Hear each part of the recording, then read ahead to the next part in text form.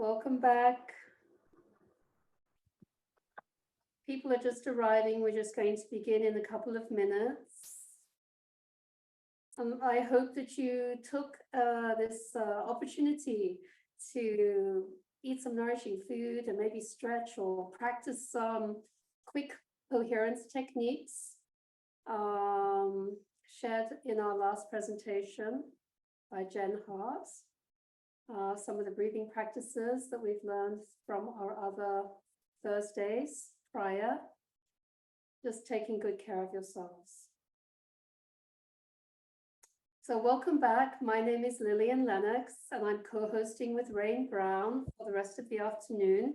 And we are thrilled and delighted to be presenting the second Drills and Skills workshop of the First Responder Mental Health Resilience Conference.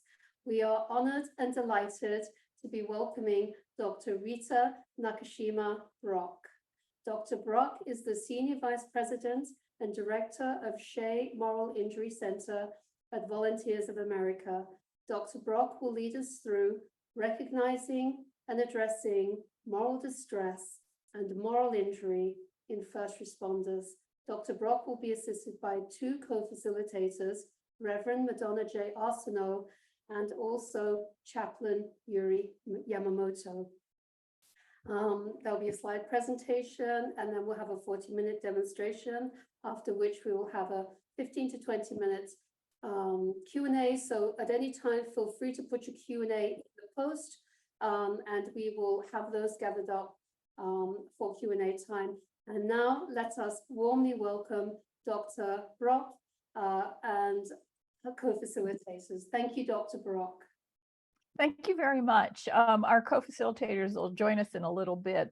They've heard me do this talk several times, so they don't need to hear me do this and sit through it. So it's a pleasure to be with you all. I hope you've had a good day so far. I apologize in advance if there's a funny sort of pounding noise behind me. I'm using headphones to try to minimize that. They're fixing part of my roof on my townhouse today. And I had no choice in the scheduling of it. So in any case, I hope that the sound isn't too disruptive.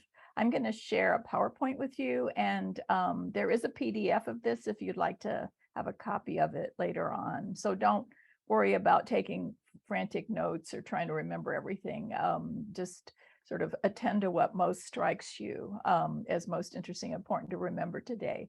So I'm going to talk about moral distress and moral injury in first responders, and then we're going to have a demonstration of a process that we use that's available online to first responders. We received a major grant last year to create this program. It's available nationally, and it's free to first responders. So we're going to show you actually what happens if you go online for an hour, and it actually offers a little bit of instruction in some techniques that you may be able to use yourself when you leave the group. And also it's a way to interact with others that you might want to be supporting who might be experiencing moral distress or moral injury. So I hope you find this whole process helpful.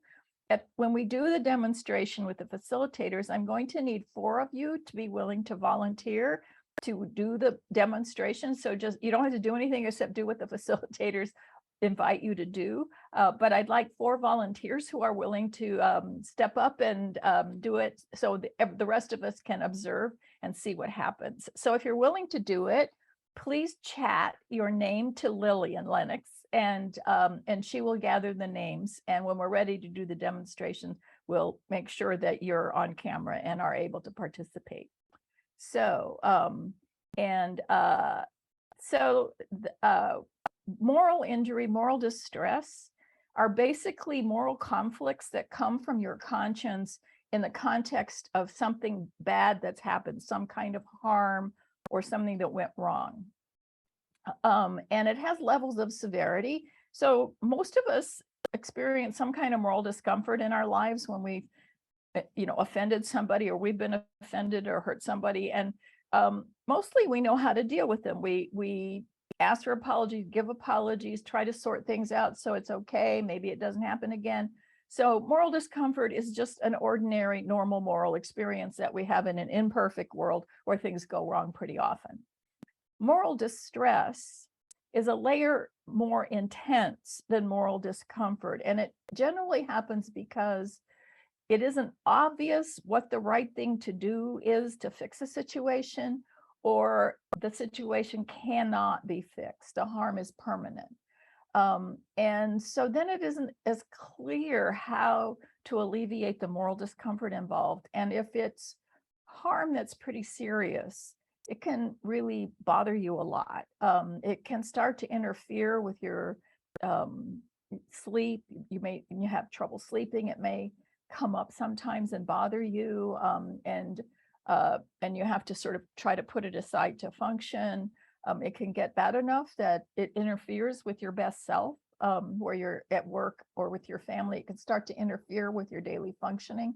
That's what moral distress is. And I think probably we're all experiencing an epidemic of that in the last 3 years because of all the devastating things that have happened in the last 3 years. It's not just the pandemic, but all the things attached to it, and also the normal bad things that happened that were aggravated by the pandemic. So I'm thinking if you don't have a little bit of moral distress about something, maybe your conscience isn't kicked in enough.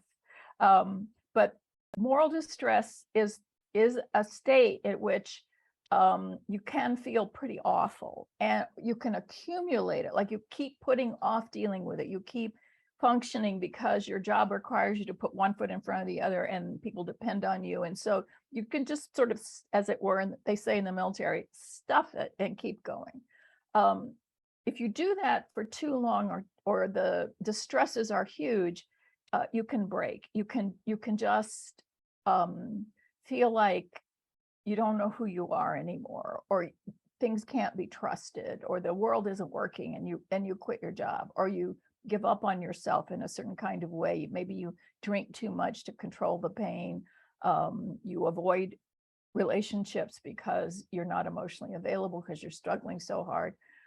Those kinds of things can lead to what is moral injury, which is a very profound kind of suffering that involves an identity crisis and a loss of trust, relationships, and meaning.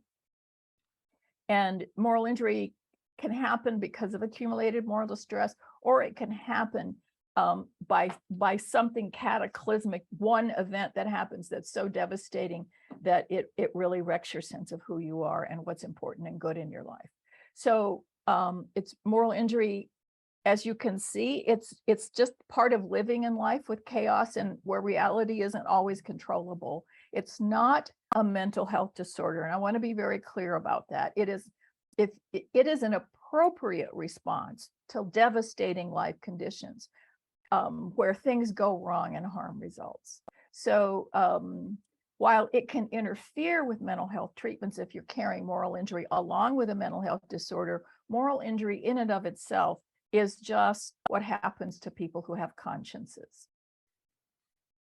So the difference between moral injury and trauma and PTSD is that trauma, for example, is a devastating, harmful event that creates shock or denial. It's so much harm that it's hard to take in, and you may be terrorized. It can be followed by unpredictable emotions, flashbacks where you relive the experience, fear, strained relationships because you're not yourself, and even physical symptoms that are really pretty debilitating. But trauma is what happens to you when you're reliving the feelings that happened at the time of the trauma, what you went through. PTSD is one kind of reliving process. It is the effect of a terrible and terrorizing trauma that then you develop symptoms for, like hypervigilance or startle reactions, or you may be triggered by things, or you may have phobias, afraid of things as related to the trauma. There's often loss of coherent memory with trauma, and you may have flashbacks or nightmares. Again, those are all feelings that are feelings about the experience itself, and they're usually related to being terrorized. Moral distress and moral injury are grounded in moral emotions that are not fear-based. And such emotions like guilt, shame, outrage, sense of betrayal, grief, remorse, all humiliation, frustration, despair, these are all moral emotions. And they can occur to us at any time, and they're not necessarily related to having a trauma or PTSD. And they are not feelings about that are in the event, experiences of the event itself, but rather as it's sort of the aftermath of the experience, as you're beginning to remember it and think about it, and you may begin to evaluate, your conscience kicks in, and then you have moral feelings. You have feelings like guilt or shame that emerge after the experience. So they're not the feelings that come inside the experience, but they're the moral feelings that come afterwards as your conscience kicks in. And that's why it's different. You can have moral injury or moral distress without trauma or PTSD, or you can have it with both of them or one of them. So it's not that that moral injury isn't a profound kind of suffering. It's just that in and of itself, moral distress and moral injury are not disorders, although they can profoundly affect your life in a negative way. I think it's important to remember that. So these are the two prevailing definitions for moral injury that come out of work with veterans. And that's where a lot of the research on moral injury and its impact has been done.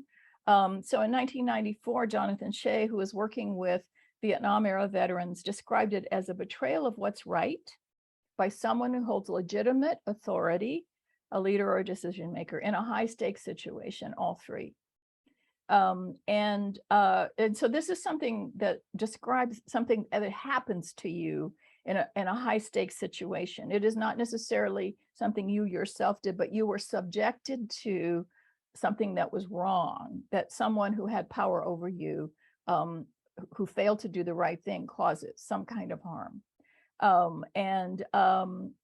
It's all three conditions: betrayal, authority, and a high stakes situation combined to create this deep kind of often fury at something that goes wrong, that you were maybe helpless or it was difficult for you to prevent, and yet you witness it and it happens. The second definition emerged in 2009 with a whole different generation of veterans who in an all-volunteer army. And what this group of veteran affairs clinicians, both Jonathan Shay and Brett Litz, worked at the Boston VA. Brett Litz describes moral injury as the lasting psychological, biological, spiritual, behavioral, and social impact. So all of those dimensions of life, your psychology, biology, spirit, behavior, and relationships are impacted from perpetrating, failing to prevent, or bearing witness to acts that transgress deeply held moral beliefs and expectations. Those beliefs and expectations can be about your own behavior, and you may fail yourself. Other people may fail you, but there is a sense in which you have some culpability in the process in this definition. So both of these are operative with moral injury. You can both be ordered to do something or be in a system or condition where you didn't have a situation where you didn't have a way to make the right choice, and you can still feel guilty and ashamed that you did the wrong thing. So both of those apply. Part of it is emphasis in different generations of veterans, but they're both operative in the work that's done with moral injury. And so it's very important to attend to both of those dimensions of it. The risks involved in the work of first responders, and by first responders, I mean paramedics, EMTs, ER staff, firefighters, law enforcement, corrections officers. There's a whole range of people we call first responders, including even international aid. I've actually talked to USA about first responder kinds of issues. And so there's a wide spectrum of people whose work is really at risk for moral distress or moral injury, because it's often highly dramatic things are going on, and it can be not clear what right thing to do is in an immediate situation of chaos and things going wrong. There's risk of physical injury or disease. So you yourself may be at risk of harm. And often there are regular ethical and moral quandaries presented about what to do. And often there isn't much time to think about it. You're often working on automatic pilot or have very little time to make a decision. Your personal or professional values may feel under assault by things you experience or witness. You're often seeing human beings at their worst or most vulnerable. And in this process, there can be an erosion of empathy and even your sense of confidence or belief in justice and human goodness. So those are all presenting risks for evoking moral distress or moral injury in first responders. And I emphasize those moral distress and moral injury are normal reactions to those kind of conditions. Life is not easy a lot of the time, and moral distress can result. And it's not an individual problem. That I think it's really important to understand this, that moral distress and moral injury are really about how you relate to the world, not just how you relate to yourself, but to your world. And so when your core sense of who you are and your values begin to be threatened or begin to be breaking down, it affects the team you work with and the communities and relationships that you have, because you're not your best self, or people will notice that you've been changed and they wonder what's happening with you. Because if you have moral injury, it erodes your capacity to trust, sometimes trust yourself or trust others. It can threaten your relationship to communities that you work with or live inside of, because you share meaning systems with the people that are part of your life. And if your meaning system is beginning to not feel right or isn't holding you together in a way that you can relate to the world in a reliable way, it can affect your ethical relationships to reality. You can also lose your ability to integrate and deal with moral discomfort and moral distress, because you can't find a way to make sense of it. And moral injury is not reversible. None of us can forget the worst things that ever happened to us. We have to figure out how we're going to live with them. And that's the struggle of recovery from moral injury, is how we can learn from these terrible things that happen and integrate them so that we can be in touch with our own best selves. And if that doesn't happen, then it can really disrupt a team and people who work in teams. So this is just a quote, a sort of adapted quote I found in an article about US aid workers, but I think it applies to a lot of first responder communities. And the quote is, "Because moral injury may not manifest immediately and is distinct from trauma and PTSD, an organization's commitment to staff well-being cannot function as a tool that is only used when a staff member suffers an emergency or disaster. Well-defined processes for short and long-term staff support are essential." And I've had people, we have a day-long moral injury class, and we have first responders come to it, and we've had it, and every now and then somebody will say, well, you know, they have the EAP mental health program at my company, but you know, I sort of feel like they give us these things just to patch us up so they can put us back out there and exploit us more. And so I think that recommending when somebody has an emergency that they get mental health support is not unhelpful, but it may not be enough if that mental health provider doesn't understand moral injury. And there are plenty of people still unfamiliar with it. We get a lot of clinicians taking our classes because they want to figure out how to recognize it and address it in their clinical practice. But our approach to it is to use peers, just to use ordinary people who have some experience perhaps with the kind of work people are doing. And our facilitators for our first responder program are people who've worked in first responder work at some point in their lives. And are just, you know, they understand what moral stress and moral injury are. They may have experienced them themselves and worked on recovering.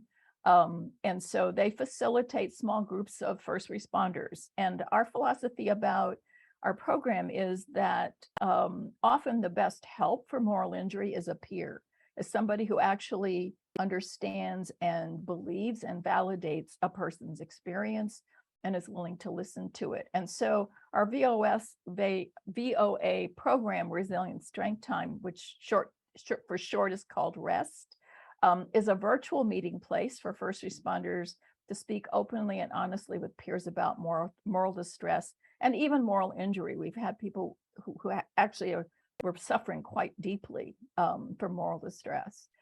We use techniques that are evidence-based from a peer support program we created for veterans 5 years ago called Resilient Strength Training.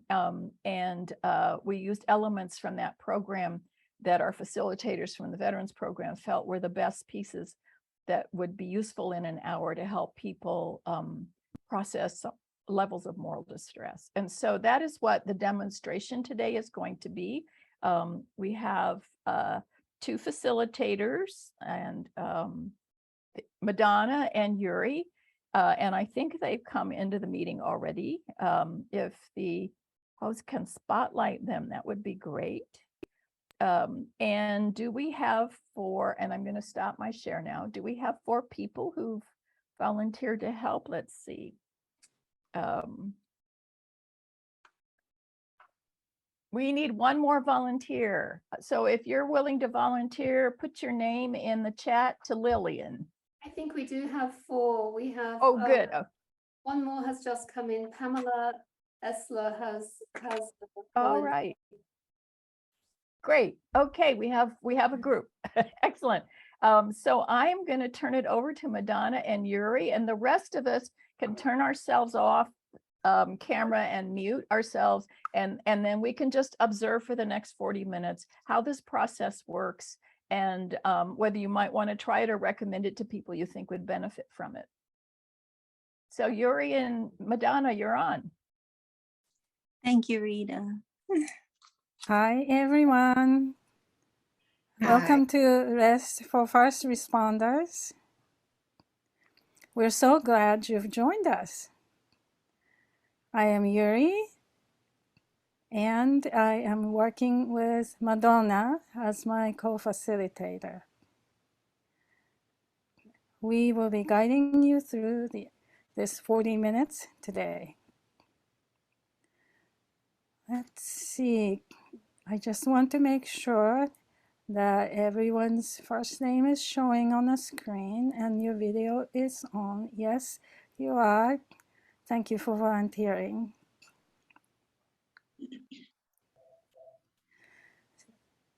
So when we are, let's see. We will be beginning with some introductions. Yes. Yeah. So we would you all lead us in those, go. Yuri? Yeah. So yeah, I can begin with the introductions. Thank you. So each of you, please tell us your first name and answer this question. If you happen to be a weather report, what would the weather be in terms of your feelings? And I like to start. It is a beautiful day out there, and I also feel sunny and bright. Looking forward to this time together. Let's see. I'm going in the order that you appear on my screen. Madonna, would you like to share next? Yes. Hi, everyone. My name is Madonna, and I feel the weather report I feel is breezy and sunny, and my heart feels like the colors of the leaves on the trees here. And so there's orange and red, a little mingling of yellow and brown. So it's bright. Thank you. Next person on my screen is Thomas. Hi, I'm Tom, and I guess my weather interpretation would be partly cloudy, because I don't know what to expect from the rest of this. Thank you, Tom. The next person on my screen is Ketura. Did I say your name right? Yes, you did. Okay. Thank you. You're welcome. I would say my weather report is sunny Beautiful clear sky, a nice breeze of cool wind with plenty of leaves and colorfulness of the fall. Thank you. And the next person on my screen is Pamela.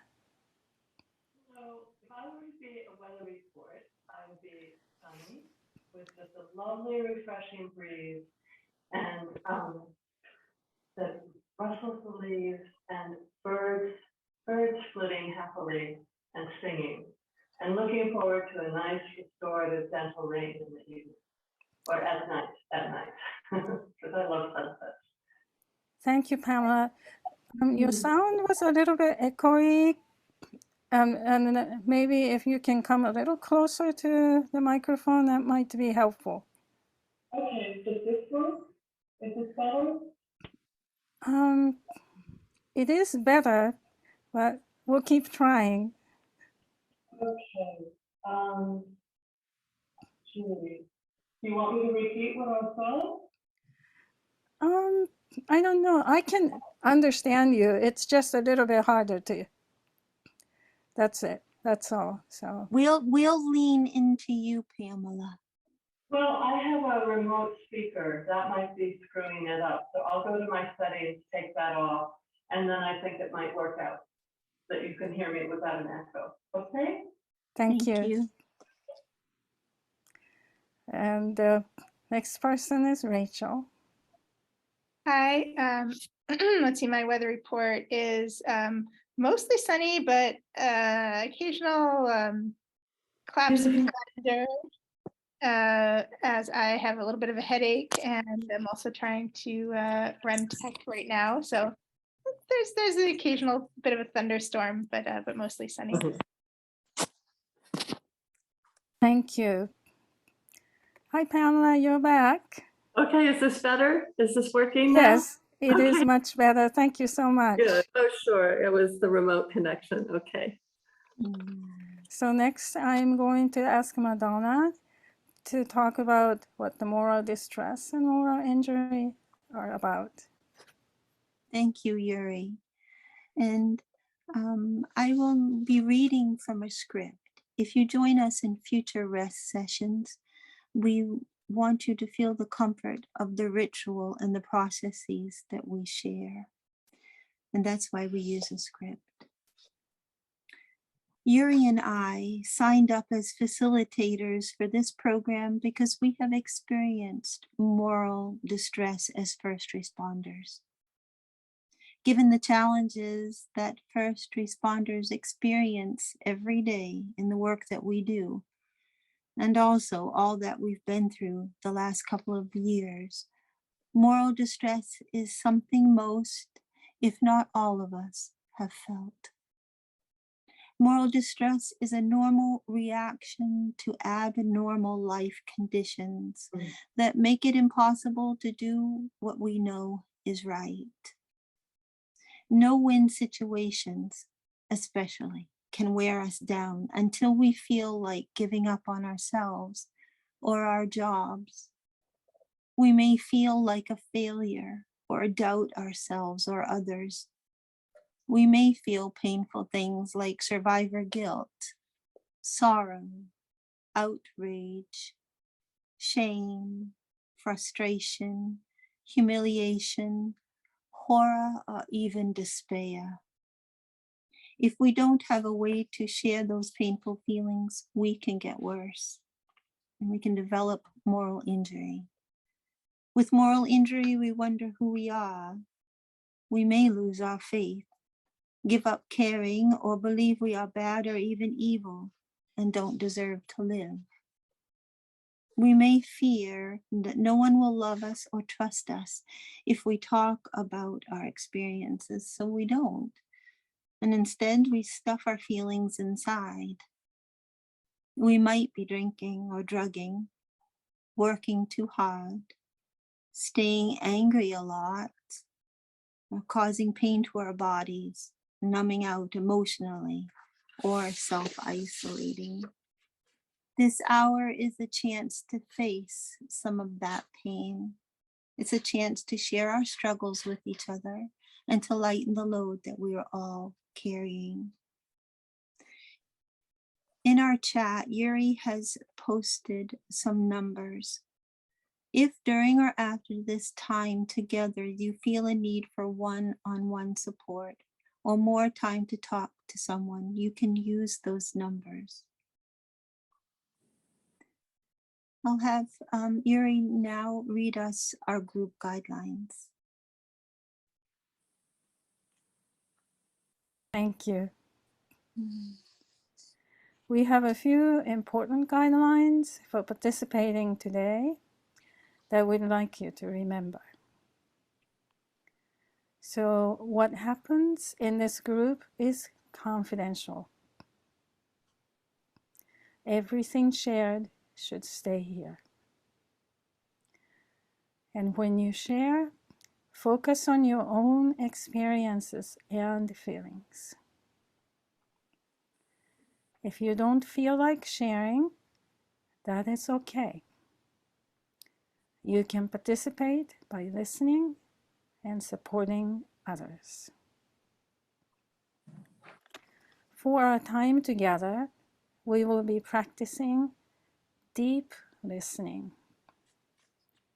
This means you listen with an open heart and quiet mind, which means not needing to judge, evaluate, or challenge what you hear.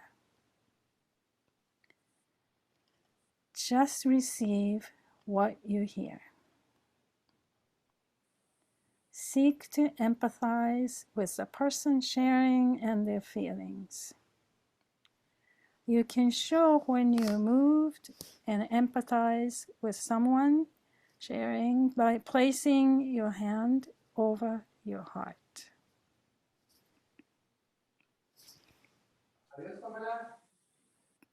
Now, Madonna will guide you through some mindfulness exercises.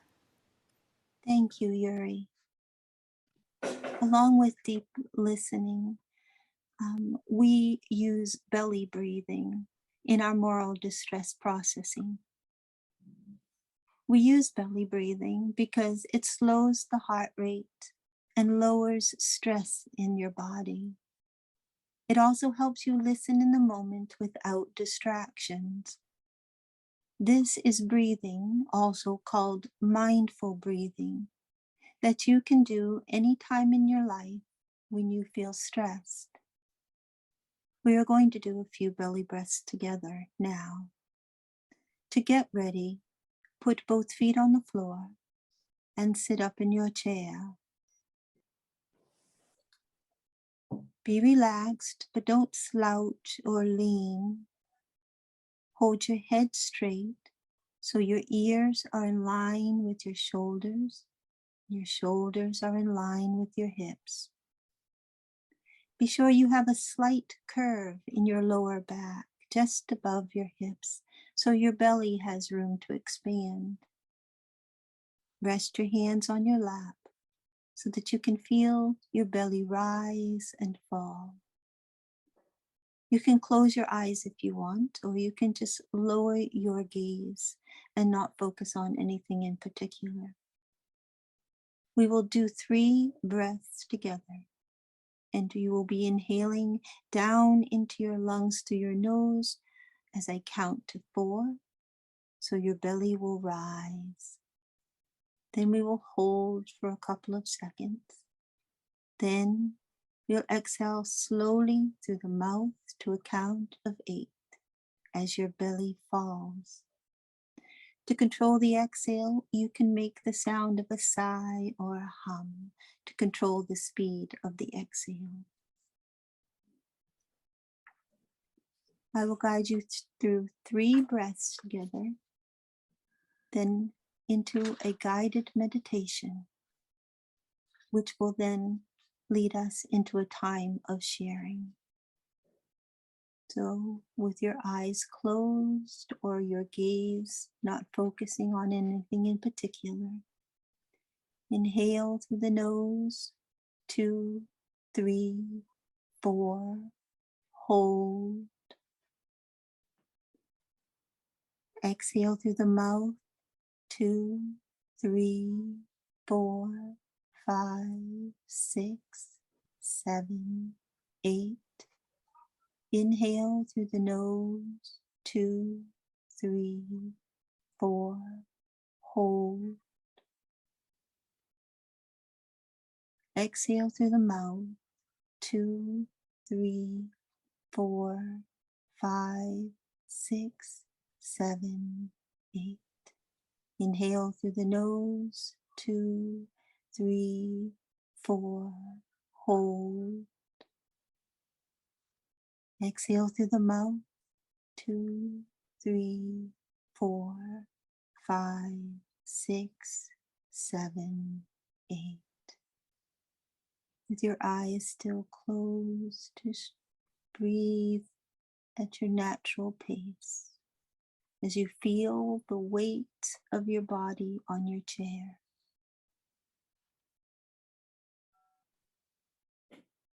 Feel your feet touching the floor.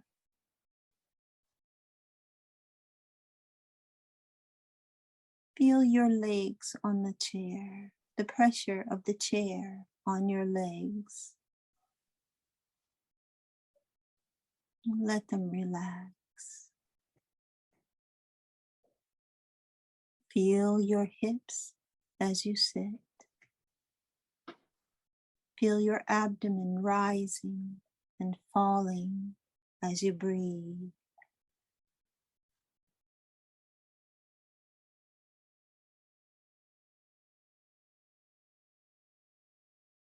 Feel your shoulders and arms. Let them soften and relax.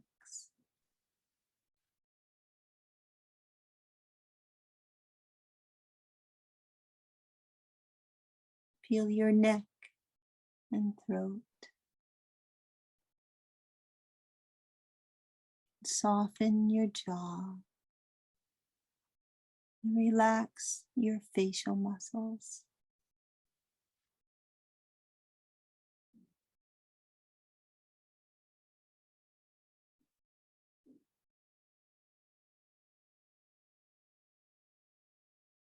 Now recall one of your distressing experiences during the past few months.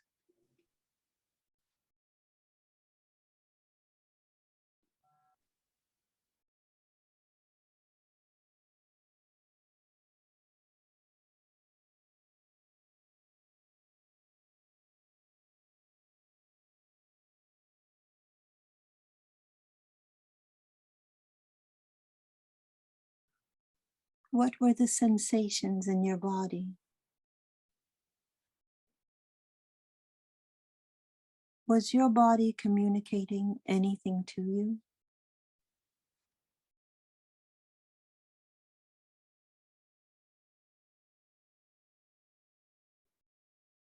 What were you feeling emotionally?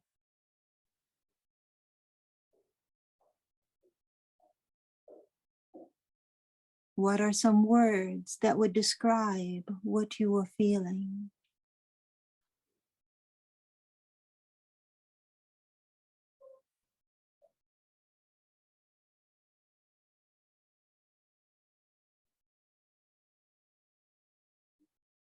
What would you like to share from that feeling and memory?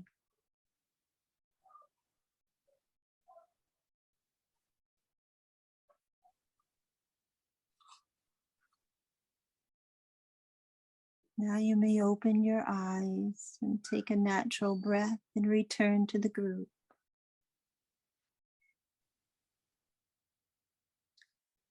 And now Yuri will guide us into the sharing process. Yuri. Thank you, Madonna. We are opening up the sharing time now. I'll call on you in the order that your images appear across my screen. And if you aren't quite ready to speak, you can pass and I'll come back to you. Also, after each person speaks, we will pause for a time of silence to take in what was shared. Then I'll call on the next person. If during this time you have a concern, please raise your hand on the screen.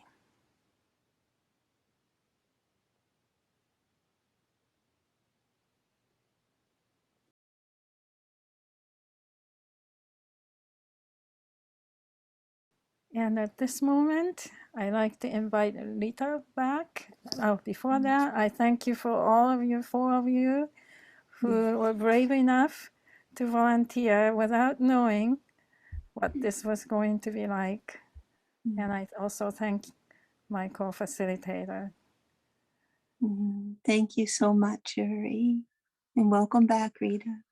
Thank you. And thank you all of you who volunteered and shared so deeply. It was very moving. And thanks, Madonna and Yuri, for being facilitators for us today. So we have about 20 minutes, not quite, maybe just at 20 minutes for question and answer and comments if you'd like. I have a slide I want to show you just to make sure you have this information. I need my glasses to see which one I'm opening. Here we go. So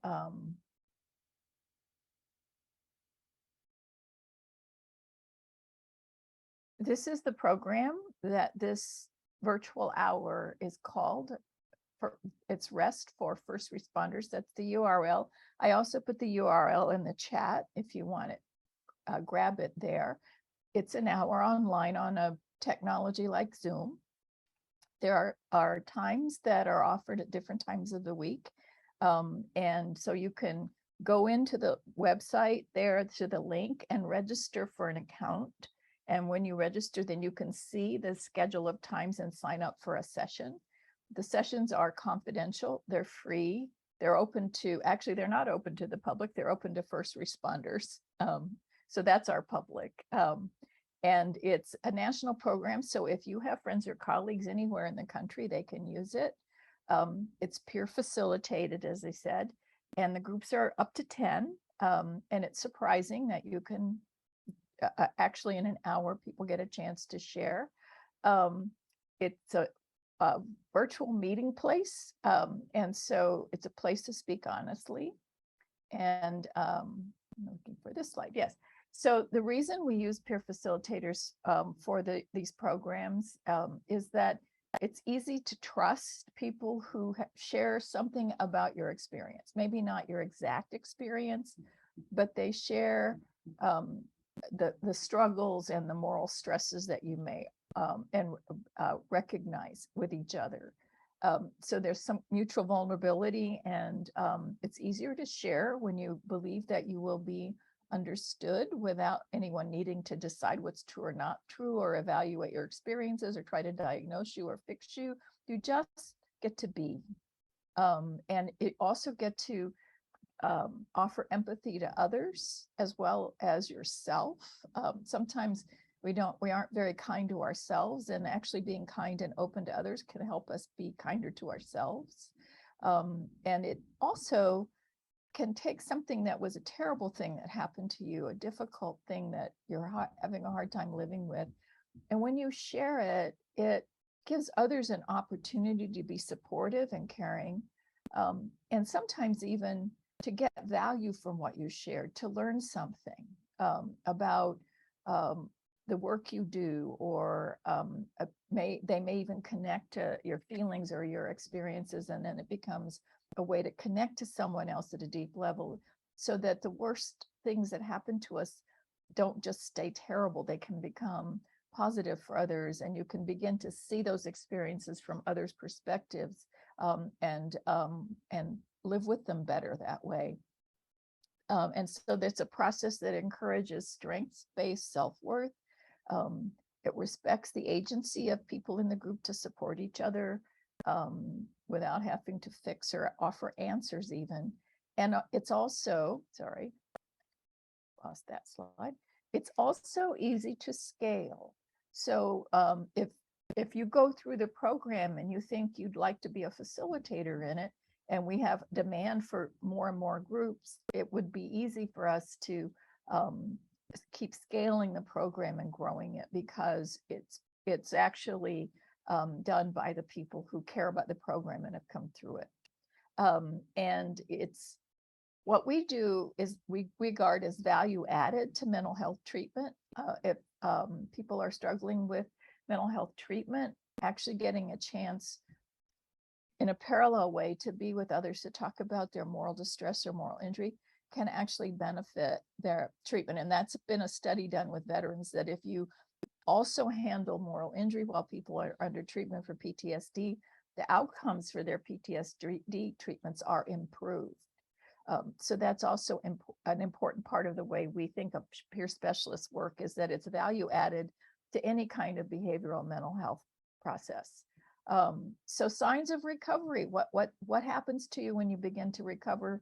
Well, you begin to reconnect to people you may have been distant from, or severed relationships to, or just not been all fully present for. You come back in a way that's not who you were before what happened, but you're integrated, and you actually may be stronger and more flexible and more resilient, because you've been able to unload some of the moral distress you've been carrying. And the other thing that happens is that you begin to be able to reflect on your moral injury experiences and think about them as sources of information for your life, rather than as things that haunt you and keep you closed down and in pain. It isn't that the experiences, when you remember them, won't be painless, but the pain won't be overwhelming or something that runs your life. It will just be associated with that particular experience. And you're able to look forward, to connect to others, and to experience positive emotions like joy and wonder and curiosity. So those are signs of recovery. And I'm gonna just leave you with this image, because recovery is a long process, and it's an ongoing process. You don't fix it and then suddenly it's over, because moral struggle is part of just living as a human being in the world that's so deeply flawed, and the struggles involved with that. So we are open for questions and observations. Anything that you observed about the demonstration or have questions about in relation to moral injury or moral distress, this is your chance to ask. And you can either write it in the chat, or you can raise your hand and ask it in person, or make a comment in person. Hello, I'd just like to thank you and Yuri for leading this process. I've been trained in a variety of counseling and therapeutic modalities, and also in terms of holistic health. I've been teaching Chinese holistic health practices for 50 years, and I've experienced serious violent crime myself and supported others who were victims of violent crimes. And while that's not happened to me recently, I just want to thank everyone, because just hearing the process of everyone's story and their unique response to the crises that they had to respond to, it was just a very important reminder for myself to always have that capacity. Not that it would ever get rusty, but it's just good to, let me put it this way. In ancient Chinese martial arts culture, the saying goes, a good boxer must be stunned frequently and hurt occasionally. Therefore, I'm translating that, flipping it. The inverse is that a great first responder must be distressed regularly and suffer deep compassionate crisis occasionally. Okay, to deepen your capacity and to basically always be ready. And that's my expression of thanks, because it reminded me of where I've been and what I still should always be ready for. Thank you. Thank you. Thank you. Yeah, I think that what I always say is that the pain you're experiencing is the good part of you, and you have to come to terms with it, because otherwise you'll lose track of it. And I often, you hear about burnout or compassion fatigue or things like that, and all of us who work in professions where other people depend on us to do our jobs well can experience that kind of compassion fatigue. And I find that in the rest groups, and occasionally I use them as well myself, that just that silence, that listening to others actually restores your ability for compassion and empathy when you may feel like you have lost it. And often when you've lost it, you don't have any for yourself either. And so there's a kind of what I would call a replenishing of the capacity to connect and empathize with others that happens in the rest groups that I've been in and facilitated. And it's a really, I don't know how to explain it. It just always feels miraculous when that happens.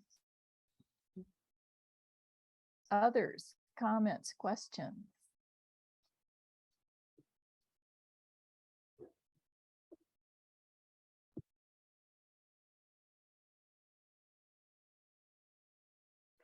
I have a question that has come in via the chat here, Dr. Brock. So I'll just read this out. It asks, does the REST model that you have just demonstrated have, is it in common with the restorative justice models that are starting to emerge in communities now, in particular one for people who have been in the correction systems who are coming back into the communities in which they offended? That's an excellent question. I think what I would say is it dovetails with restorative justice commitments. I actually learned about moral injury when I was putting together a Truth Commission on Conscience and War in 2009, and the Truth Commission happened in 2010. And that essay in 2009 was sent to us just before it was published. And so everybody involved with the Truth Commission read it and said, this is exactly what we're working on. This is the moral injury space, is exactly what Truth in War and is about. And I think that the Truth Commission movement is part of the restorative justice movement about people getting a chance to tell the truth about their own experience of harm. And so it is, it has this, I would say it has the same values. And I actually did this work inside San Quentin prison with a group of veterans. I didn't go in to be their facilitator or anything. I was just asked to come and talk about moral injury, and they were meeting for the first time, and it was the first time a group of veterans had been allowed to meet in San Quentin prison. And so one of my student advisees was working with this program with a mindfulness instructor in San Quentin prison called Grit, Guiding Rage into Power. And so this group of veterans was being taken through this process. It takes almost a year to do it. And so I went in and I told them about moral injury, and they immediately keyed into their war experiences. They were mostly Vietnam and Persian Gulf era veterans. And so at that time, this was so early in my work on moral injury, I wondered if anybody would even get it or understand it, or it would be helpful to people. And so they latched onto it. And then I was working in Texas, and so I was coming out to California infrequently. And 2 months later, I was there. I asked to go back in and just check in with them. And I asked them what they, I said, if you didn't, you were polite to me, but you moved on and are working on other things, I won't be the least offended. I'm just wondering, was it at all helpful to you? And they said, oh, it's the only thing we've been talking about for 2 months. And it's really helped us understand why we're in prison and what's going on in our lives. And so I was sort of shocked at the response, actually, because they all blurted this out. And even the colonel who was their sponsor, who he said he thought moral injury was just excuse me. He'd been a Marine colonel in Vietnam. He thought it was just excuse making, and he didn't really believe it was a real thing. And then he saw what happened in this group of veterans as he visited with them every week, the transformation that happened in the group, just where they could process these experiences. So he, walking out of the prison with me that day, he said, I owe you an apology. I said, why? I said, because I really didn't believe that this was a thing. I just thought it was excuse making for bad behavior. And he said, but I could see what it does to help people take responsibility for what they've done, as well as the harm that happened to them. And he said, and so I owe you an apology. And I said, skepticism is welcome, because, I didn't know that much about it at the time. And he said, no, really. He said, now I'm beginning to think about my own moral injuries from Vietnam.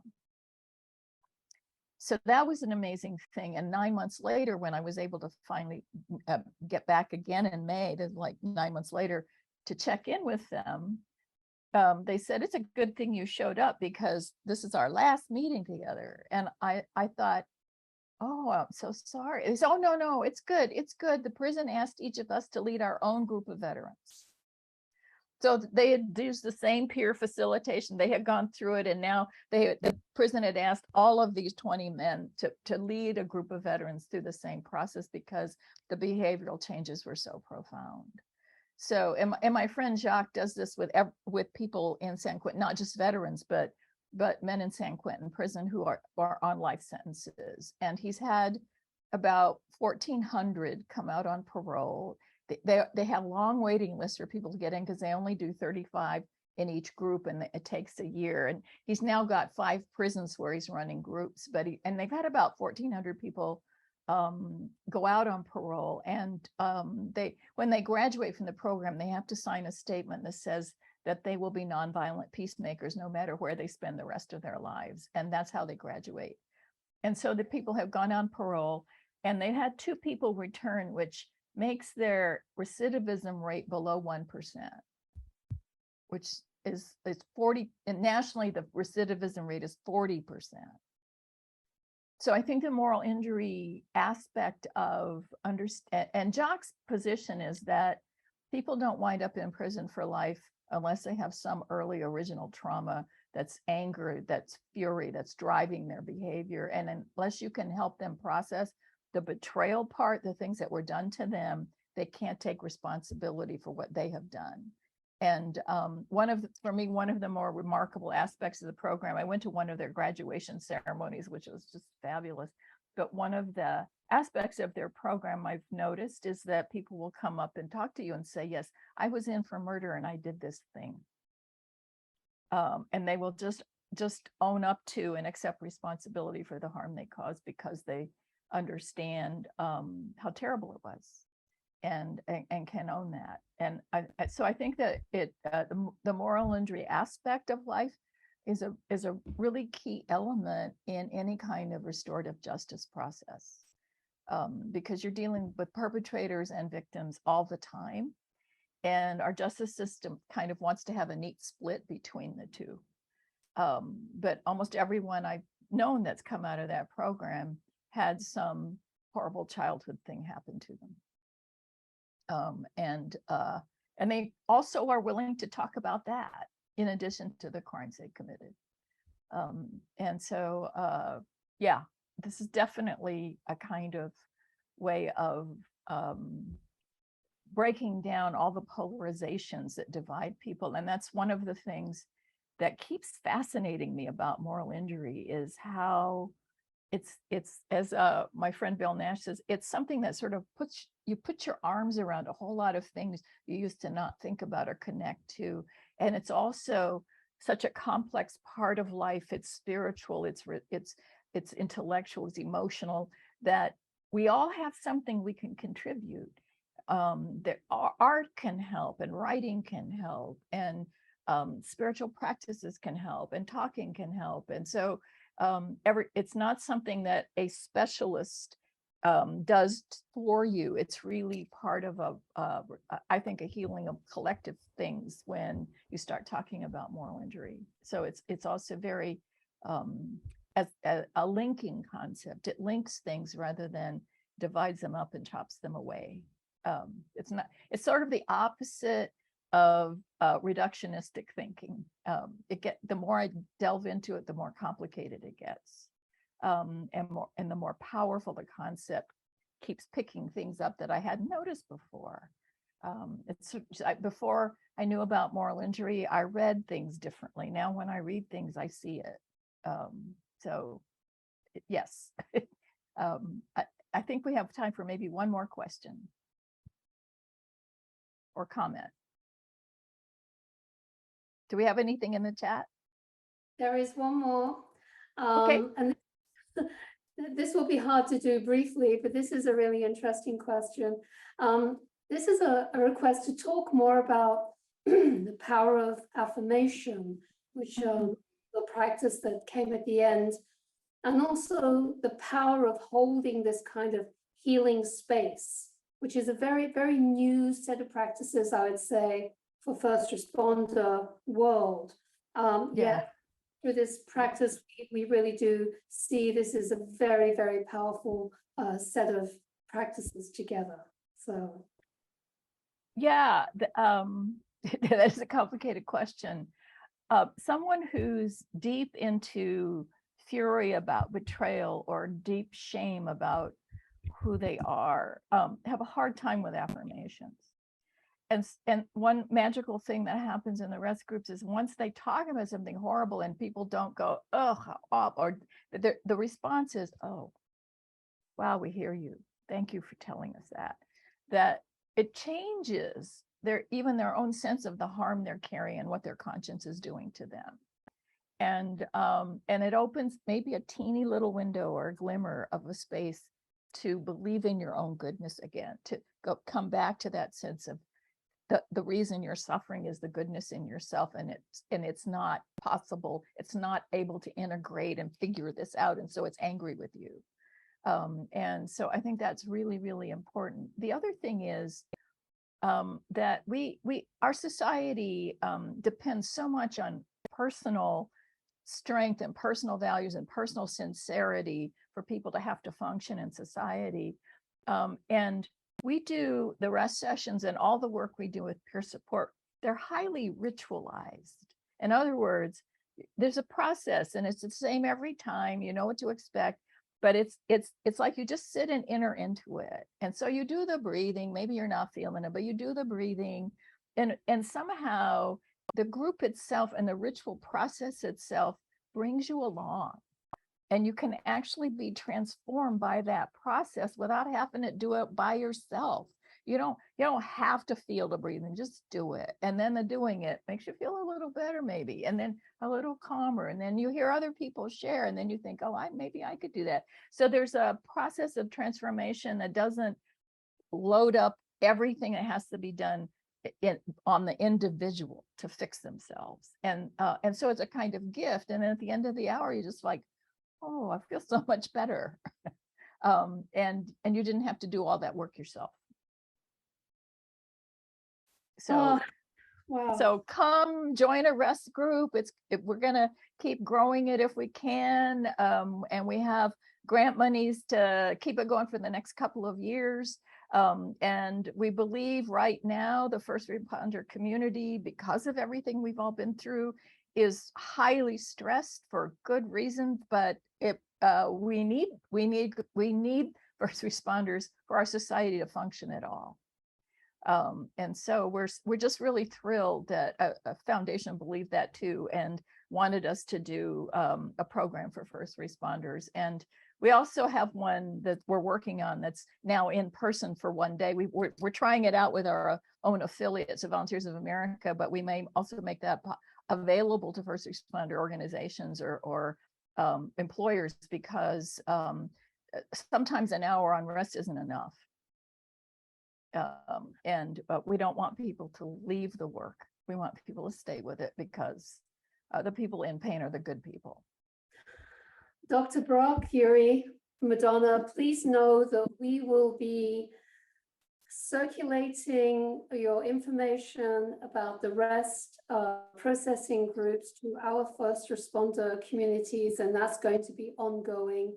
We have the resources to be able to get the word out, and we are very, very happy to continue to support this extraordinary project. We've come to the end of our time, so I would just like to take a moment to really very sincerely thank you, Dr. Brock, Reverend Arsenault, Chaplain Yamamoto. Thank you so much for your time, for holding this space with us.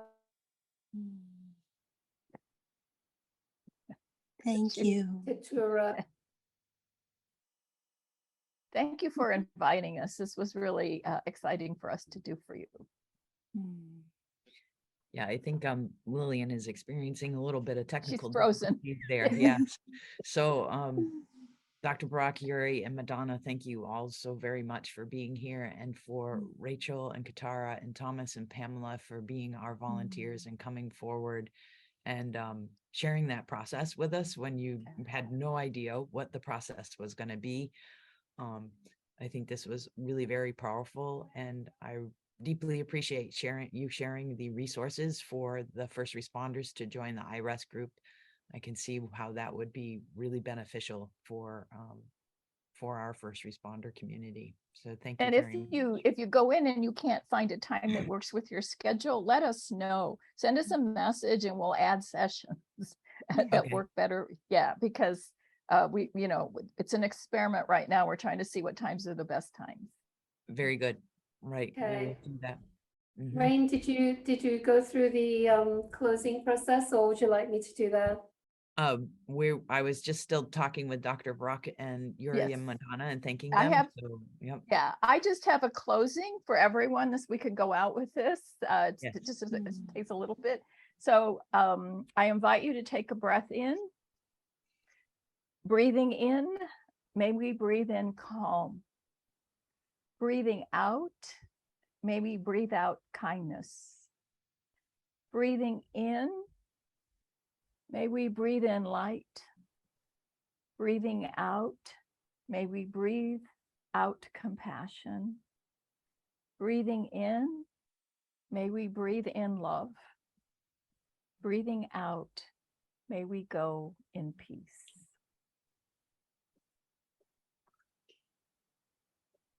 Thank you very much. Thank you. Thank you, everyone. Bye-bye. Bye. Bye. Thanks everybody for joining us for day 3 of this session of our First Responder Mental Health Resilience Conference. Next week, we will be focusing mostly on peer support. We'll have a Tom Greenhalgh from Massachusetts here will be joining us. He often leads and trains people in peer support and the creation of systems teams. So he'll be here with our opening session and one of our skills workshops. And then we'll be joined by Robin Carnes to wrap up the conference. And she'll be speaking on the importance of sleep and how to foster and facilitate better and deeper sleep for you and fostering your resilience. And we have lost Lillian, so I'm sorry to say that she's having technical difficulties there and can't speak for you today, because my speaking voice is definitely challenged today. But I really appreciate everyone who's been here today. And if you have any questions, I'll hang on here for another 5 minutes or so if you have anything you'd like to share or discuss. And all the links to the resources from today are in the chat.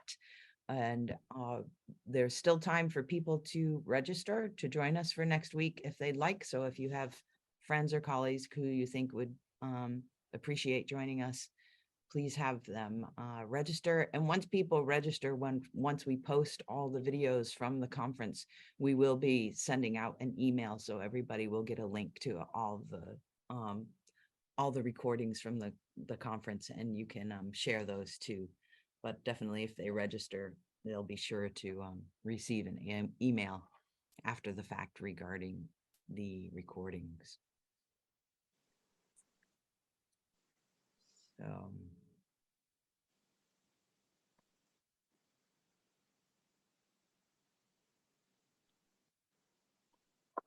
I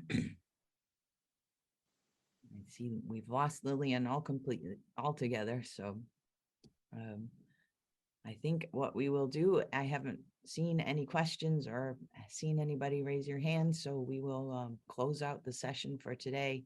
Again, thank you so much for being here with us, and thanks to the Western Region Homeland Security Advisory Council of Western Massachusetts for sponsoring and making this conference possible. Thank you, everyone. Thank you. Thank you.